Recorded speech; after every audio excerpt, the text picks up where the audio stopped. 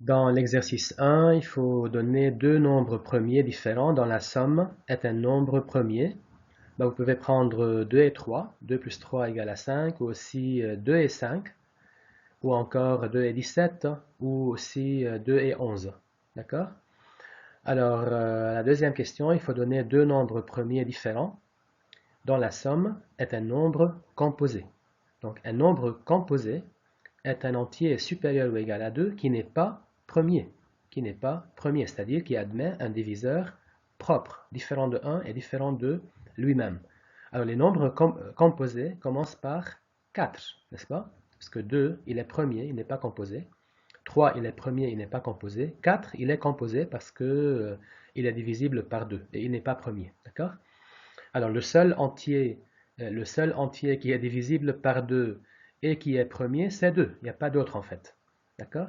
Donc en fait, si on veut un nombre composé, je peux prendre deux entiers impairs, deux entiers premiers qui sont strictement plus grands que 2, tous les deux.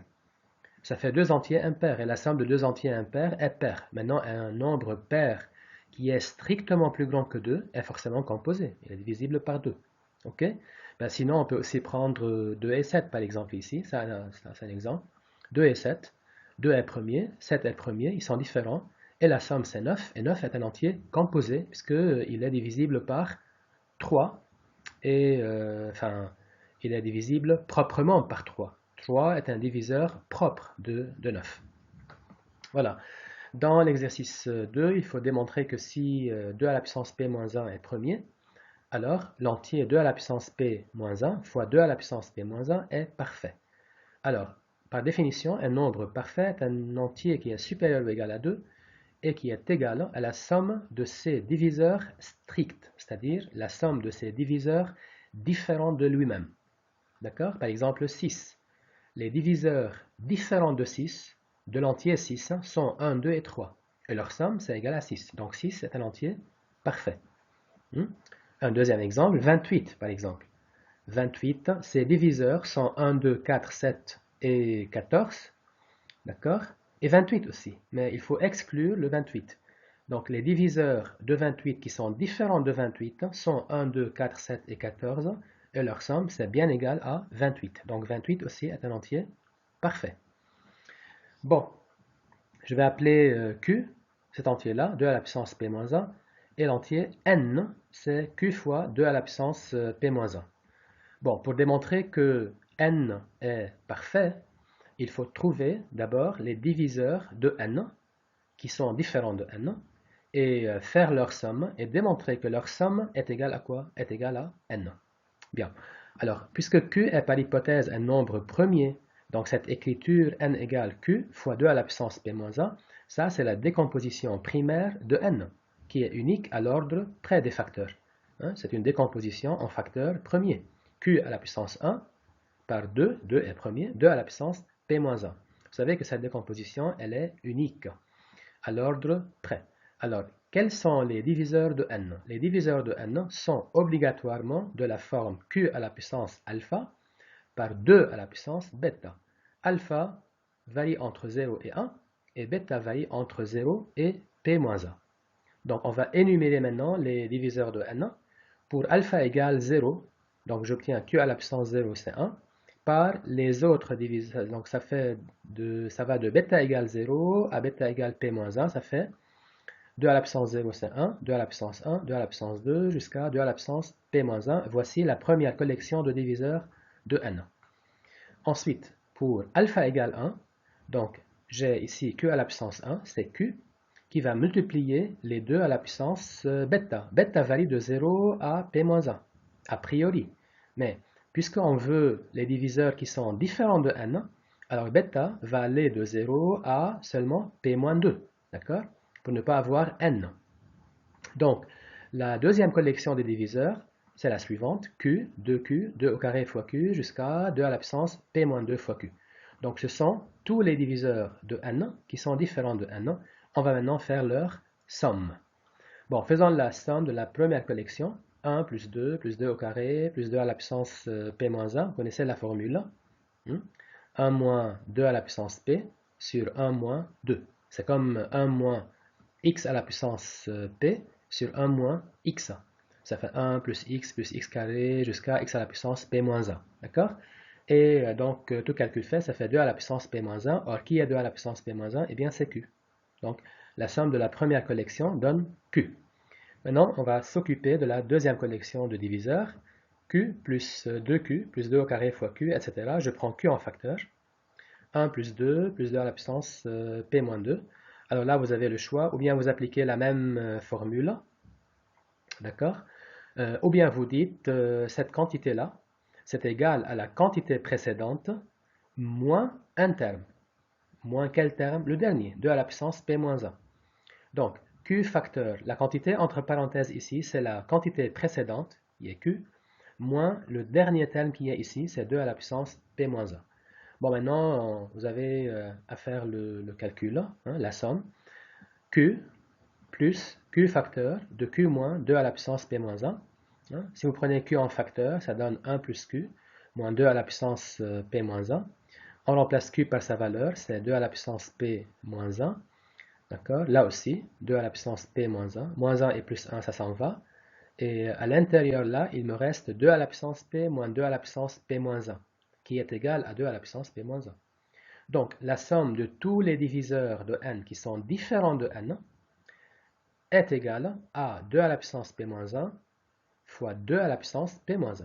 Or, cet entier-là, c'est égal à quoi? C'est égal à n. Et donc, n est un nombre parfait. L'exercice numéro 8, il faut démontrer que si n est supérieur ou égal à 2, n est strictement plus grand que 1, c'est-à-dire n est supérieur ou égal à 2, l'entier n4 plus n2 plus 1 est composé. Donc, encore une fois, un entier composé est un entier supérieur ou égal à 2 qui admet des diviseurs propres. Donc, il s'écrit sous la forme a fois b, tel que a différent de 1 et b différent de 1.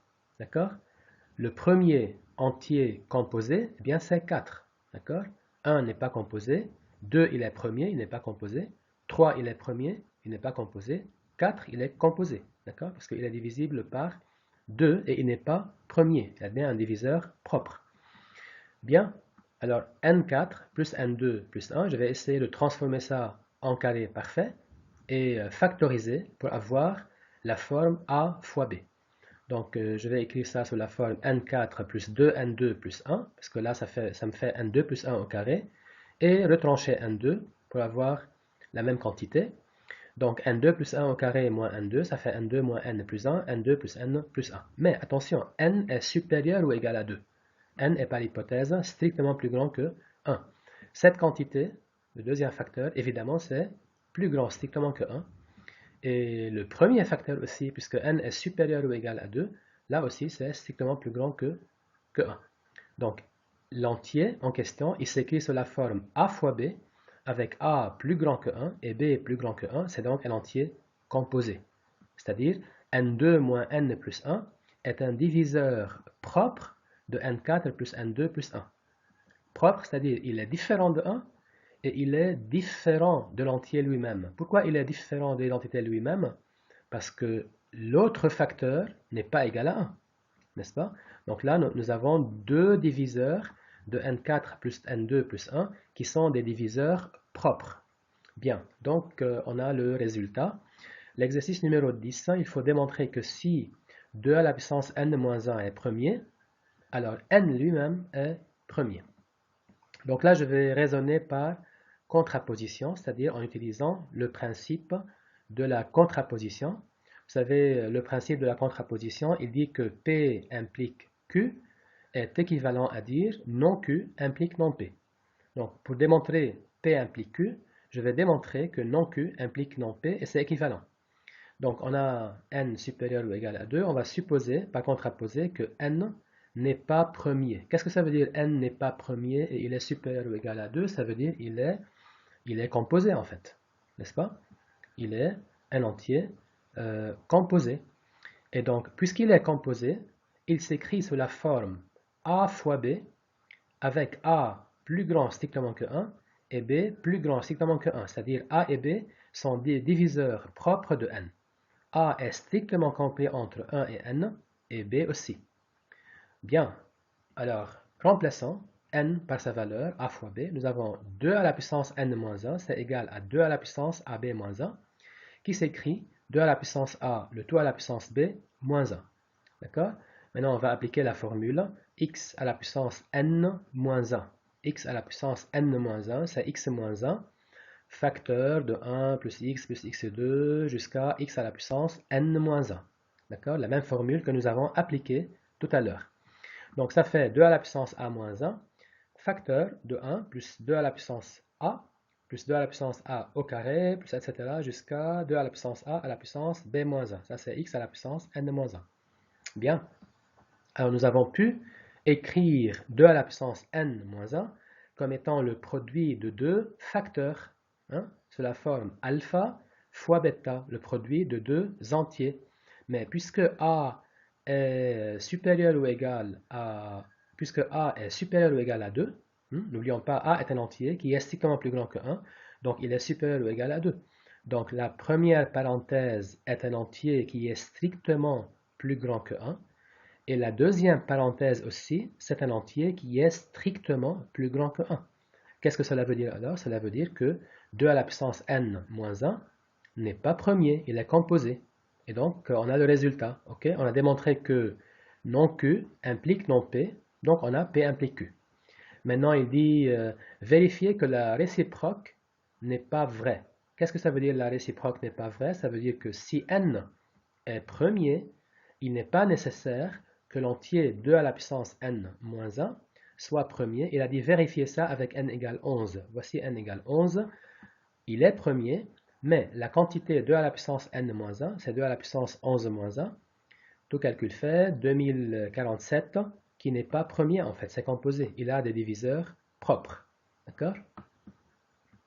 Dans l'exercice 9, il faut déterminer P, qui vérifie les deux conditions suivantes. Il faut que P soit premier, et il faut que l'entier 11P plus 1 soit un carré.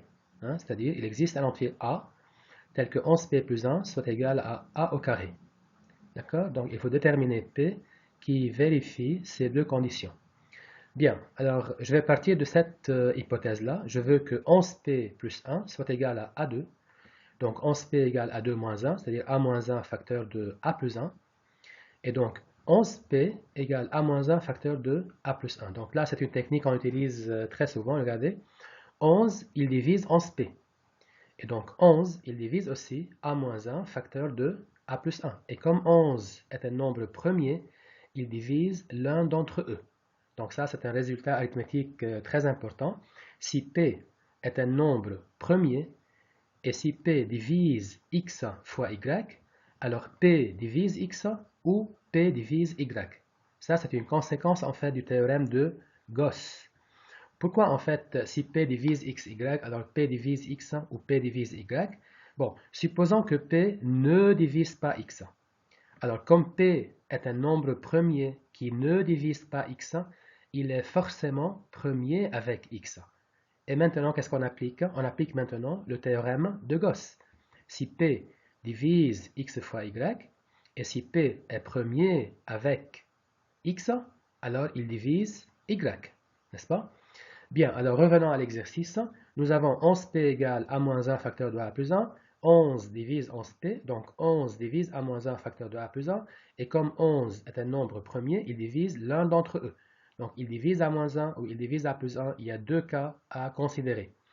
Premier cas, si 11 divise A-1, alors A-1 s'écrit sous la forme 11 fois K, K est un entier naturel. Donc remplaçons, maintenant on va remplacer, on a cette égalité-là.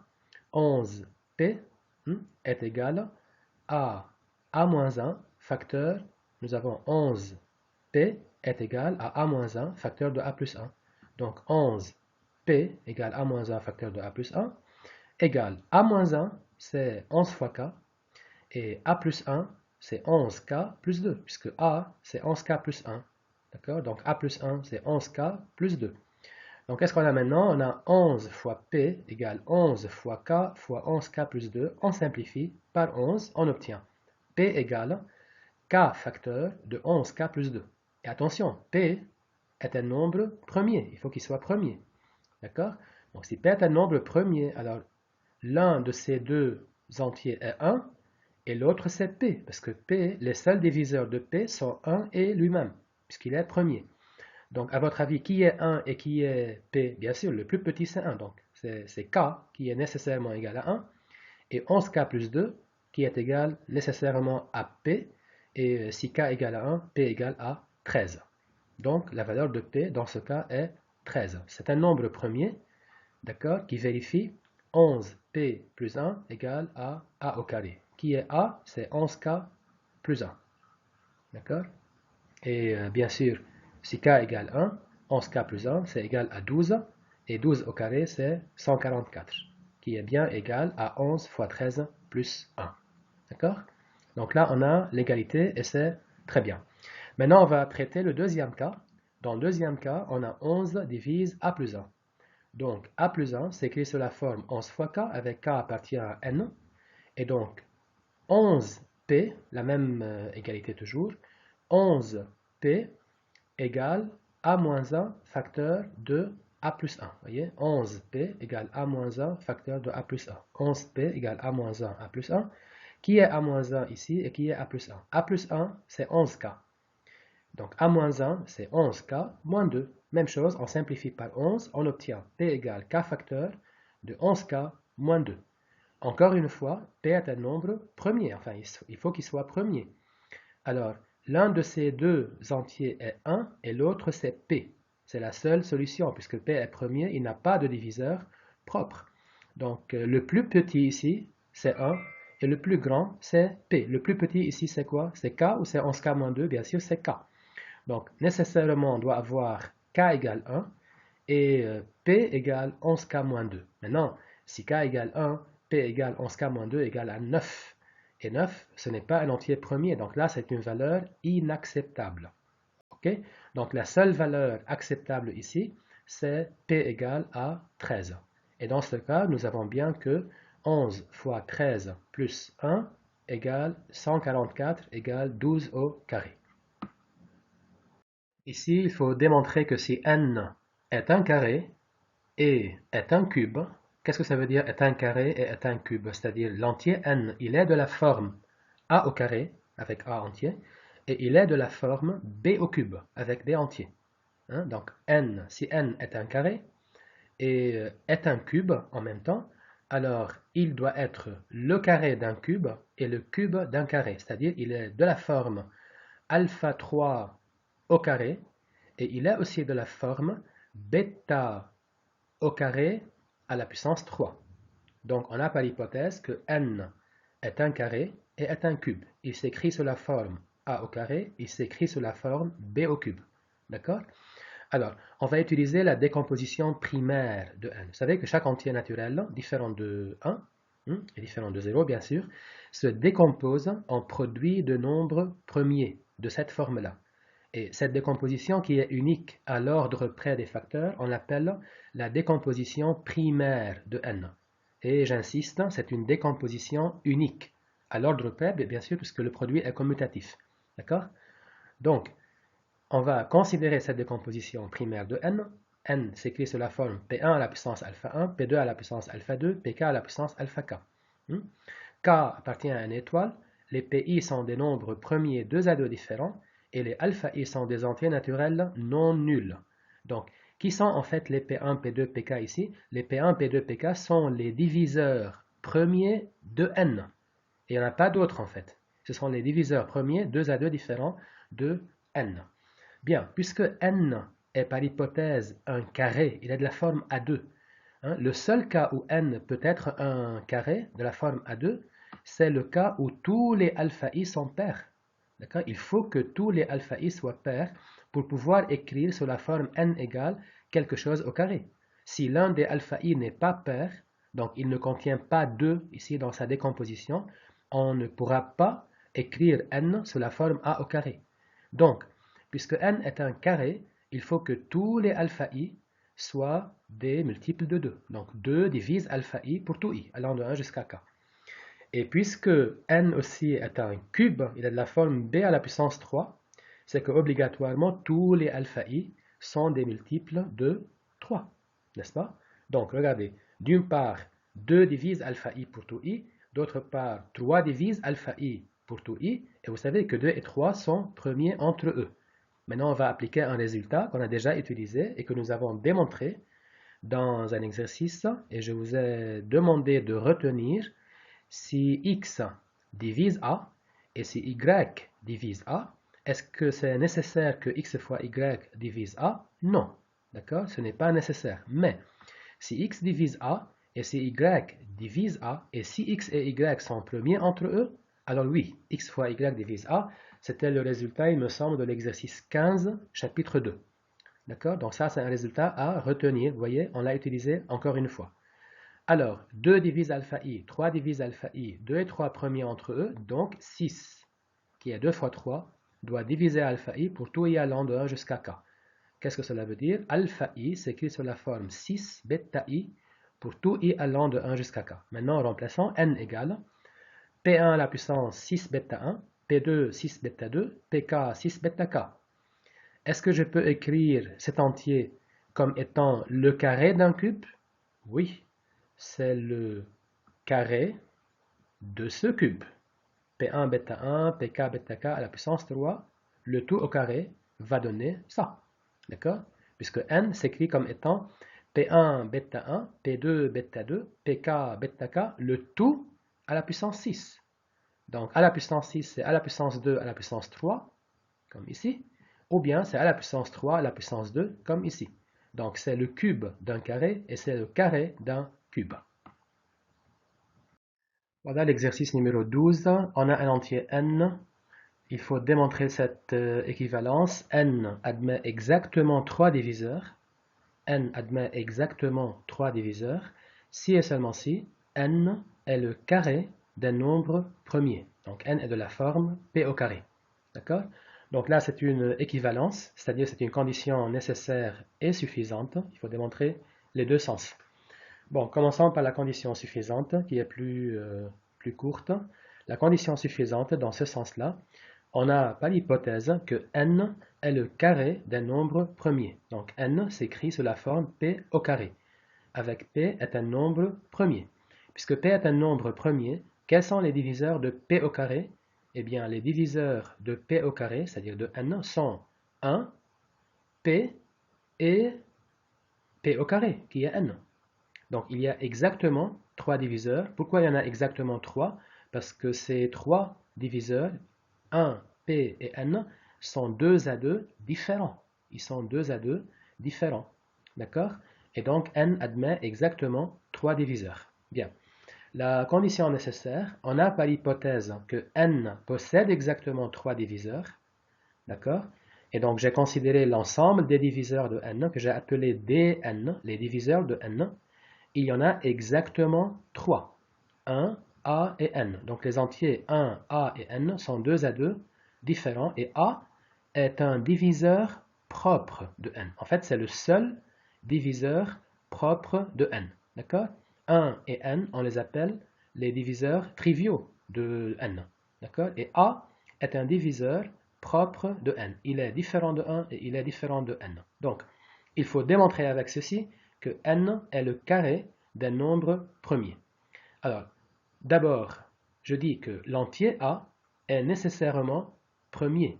Pourquoi en fait? Parce que vous savez que chaque entier, d'accord, chaque entier, s'il n'est pas premier, il possède un diviseur premier, n'est-ce pas? Ça, c'est un théorème que nous avons démontré dans ce chapitre. Chaque entier, d'accord, possède, chaque entier différent de 1, plus grand ou égal à 2, possède un diviseur premier. D'accord? Ou bien lui, il est premier, ou bien il possède un diviseur premier. Alors, est-ce que n est premier ici? N n'est pas premier parce qu'il possède un diviseur propre. Bien, puisque n n'est pas premier, donc il a un diviseur premier. Bien, est-ce que ce diviseur premier peut être 1? Non, 1 n'est pas premier. Est-ce que ça peut être n? Non, n n'est pas premier. Donc, forcément, c'est a qui est un diviseur, ou qui est le diviseur ici, premier de n. Et donc, a est forcément premier. Bien, donc on a maintenant à vérifier que n est le carré de a. Regardez, n s'écrit sous la forme a fois quelque chose, puisque a, il divise n. Donc n s'écrit sous la forme a fois b, Et B, il appartient aussi à l'ensemble des n, tout simplement parce que B est aussi un diviseur de n. Et ça, c'est l'ensemble des diviseurs de n. Quelles sont les valeurs possibles de B? B, ça peut être 1, ça peut être A, ça peut être n. Pourquoi B est nécessairement égal à A? Regardez, est-ce que B peut être égal à 1? Qu'est-ce qui se passe si B égale 1? Si B égale 1, on obtient n égale A. Est-ce que c'est possible? Non, on a dit que ces trois diviseurs sont 2 à 2 différents. Hein, c'est pour cela que j'ai écrit un ensemble. Donc ici, les éléments à l'intérieur sont 2 à 2 différents. Donc B n'est pas égal à 1. Bien, est-ce que B peut être égal à n? Qu'est-ce qui se passe si B égale à n? Eh bien, si B égale à n, nous obtenons A égale 1. Est-ce que c'est possible? Non. A est différent de 1. Donc, la seule valeur possible de B, c'est A. Et donc, nous avons dans ce cas-là n égale A fois A, c'est A au carré. D'où l'équivalence. n entier n possède exactement 3 diviseurs. Si et seulement si, c'est le carré d'un nombre premier. L'exercice numéro 16, soit P un nombre premier qui est strictement plus grand que 4. Ça veut dire il est plus grand ou égal que 5. Il faut démontrer, la conclusion ici c'est quoi? Il faut démontrer que P-1 est divisible par 6 ou P-5 est divisible par 6. Donc, il faut démontrer que l'un des deux entiers P-1 ou P-5 est divisible par 6. Vous savez, divisible par 6, ça veut dire quoi? Ça veut dire divisible par 2 et par 3, parce que 2 et 3 sont premiers entre eux. Un entier est divisible par 6, si et seulement si, il est divisible par 2 et il est divisible par 3. Donc, tout d'abord, remarquons la chose suivante. P, il est premier, n'est-ce pas? Et P est supérieur ou égal à 5. Donc, P, il est impair. Hein? Le seul entier pair, c'est 2. Ici, P, ce n'est pas égal à 2. P est forcément impair. Donc, que peut-on dire de P-1? Si P est impair, P-1 est pair. Si P est impair, P-5 aussi, il est pair. D'accord? Donc, les deux entiers, P-1 et P-5, en fait, sont pairs. Ça veut dire qu'ils sont divisibles par 2 tous les deux. Donc, tous les deux entiers sont divisibles par 2. En fait, ce qu'on veut démontrer, c'est que l'un d'entre eux est divisible par 6. Donc, cela revient à démontrer que l'un d'entre eux est divisible par 3. Et c'est ce qu'on va faire dans l'étape suivante. On va démontrer que 3 divise P-1 ou 3 divise P-5. Bon, pour démontrer ceci, regardez ce que je vais faire. Je vais supposer que 3 ne divise pas P-1. Et dans ce cas, je vais démontrer que obligatoirement 3 divise P-5. D'accord? Donc ça, c'est une façon de démontrer A ou B. Parce que A ou B, si A est vrai, bon, il n'y a aucun problème, A ou B est vrai. Maintenant, si A est faux, qu'est-ce qu'il faut démontrer pour que A ou B soit vrai? Il faut démontrer que B est vrai. Donc voilà.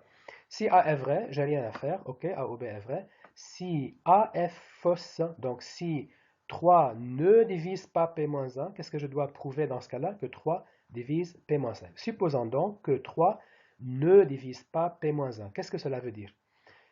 Dire que 3 ne divise pas P-1 revient à dire que le reste de la division euclidienne de P-1 par 3 est différent de 0. Bon, divisons P-1 par 3.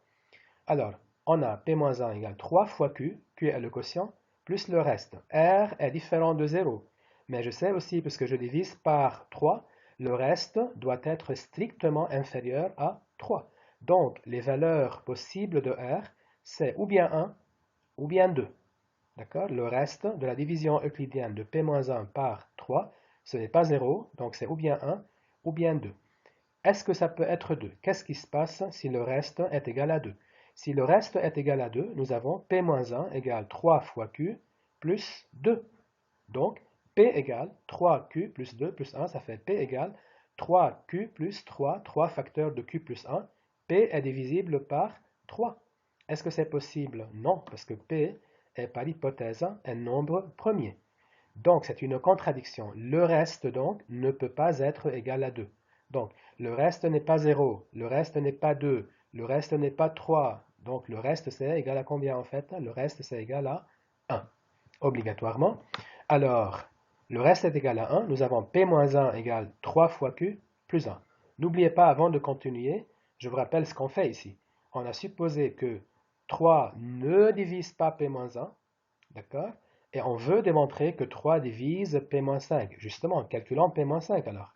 On a P-1 dans ce cas, c'est 3Q plus 1. Donc P-5, c'est 3Q moins 3. Hein, je retranche 4. D'accord? Ça fait moins 4 plus 1. Ça fait donc P-5 égale 3Q moins 3. Mais 3Q moins 3, c'est 3 facteurs de Q moins 1. Et c'est bien divisible par 3. Et donc, la propriété est démontrée. Alors, l'exercice numéro 17, soit n entier supérieur ou égal à 2, attention, n supérieur ou égal à 2, il faut démontrer que cet ensemble-là ne contient pas de nombre premier. Aucun entier dans cet ensemble n'est premier. Alors, quels sont ces entiers? N factoriel plus 2, n factoriel plus 3, n factoriel plus n. Donc, vous savez, si k est comprise entre 2 et n, d'accord? Est-ce que n factoriel est divisible par k? Oui, parce que n factoriel, c'est quoi? N factoriel, c'est 1 fois 2 jusqu'à n. Donc, n factoriel, je peux l'écrire 1 fois 2 fois, etc., fois k moins 1.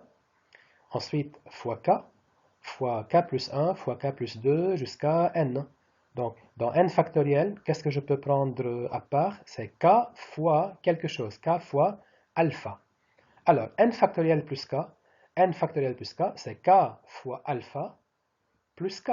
Donc, c'est k facteur d'un entier. Donc, c'est divisible par k. Et donc, n factoriel plus k est composé, puisqu'il est divisible par k. Ok, ce n'est pas premier. Donc, la deuxième question, il dit soit q supérieur ou égal à 1, il faut démontrer qu'on peut trouver q entier consécutif composé. Hein. Pour tout q supérieur ou égal à 1, je peux trouver q entier consécutif composé. Regardez les entiers qui sont là dans la question A. N factoriel plus 2, n factoriel plus 3, ainsi de suite. Ben, ce sont des entiers consécutifs quand même, n'est-ce pas? Et ils sont tous composés, hein, d'après la question A. Ils ne sont pas premiers, ils sont composés parce qu'ils sont tous, chaque entier n factoriel plus k est divisible par k, comme on l'a remarqué ici en fait. Donc c'est des entiers composés. Ok? Et en fait, ils sont au nombre combien ces entiers-là? De n factoriel plus 2 jusqu'à n factoriel plus n. J'en ai combien d'entiers en fait? J'ai n moins 2 plus 1. Ici, j'ai n moins 1 entier. Bon, moi je veux combien en fait? Je veux q entier, consécutif composé. Eh bien, il suffit de poser q égale n-1. D'accord? Si on pose q égale n-1, autrement dit, si on pose n égale q plus 1, et on applique le résultat de la question A, qu'est-ce qu'on peut dire? N factoriel plus 2, n factoriel plus 3, etc. N factoriel plus n sont des entiers, bien sûr, consécutifs, et ils sont composés. Et ils sont en nombre combien en fait? Ils sont en nombre n-1. N-1, mais n-1 c'est quoi ici? C'est q. Et donc, c'est ce qu'on veut.